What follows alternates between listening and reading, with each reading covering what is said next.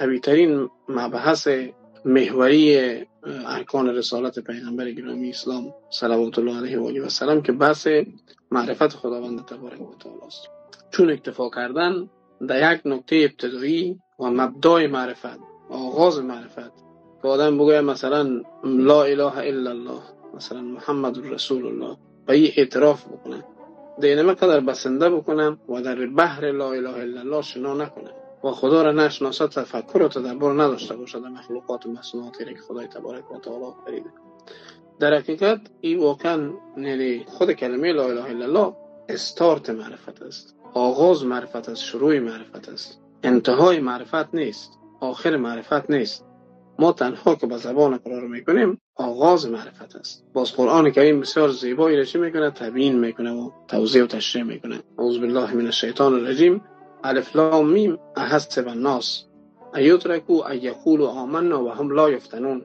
الف لام میم حروف مقطعات است. احسب الناس ایترکوا، میگه میپندارن، گمان میکنن انسان ها، ایترکوا که ترک کرده میشوند، ان یقولوا آمنا، امین که به گفتار آمدن یا امین که گفتن. چی گفتن؟ ان یقولوا آمنا، این که ایمان آوردیم، یعنی اعتراف به کلمه کردن. و هم لا یفتنون، ایشان آزمایش نمیشن.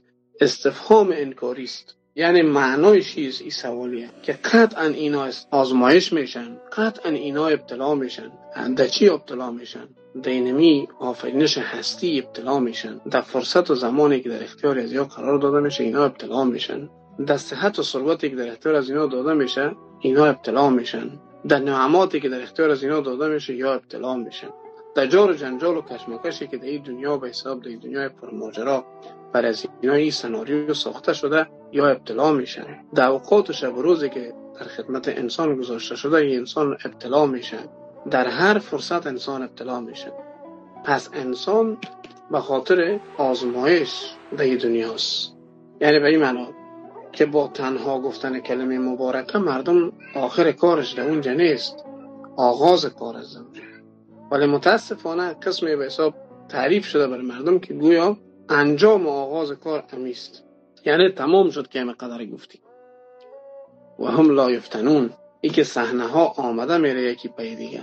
انسان متوجه صحنه ها است یا نیست؟ آزمایشات الهی است، فراوانی است، تنگی است، اقتدار است، ثروت است، غربت است، فقر است. کل ایاز در پیشوی انسان میاد. انسان چیکار میکنه؟ جهت تعیین کردن این میشه است که فلسفهش باز میشه. و هم لا یفتنون باید تعریف شد. 100% انسان ها باید آزمایش شد، ابتلا کرده شد، آزموده شوند. بدون آزمایش، بدون امتحان، بدون ابتلا، بدون آزمون قطعاً که واگذار نمیشه هیچ انسانی بالت خودش. انسان آزموده میشه و این یک اصل است که باید انسان آزموده شود.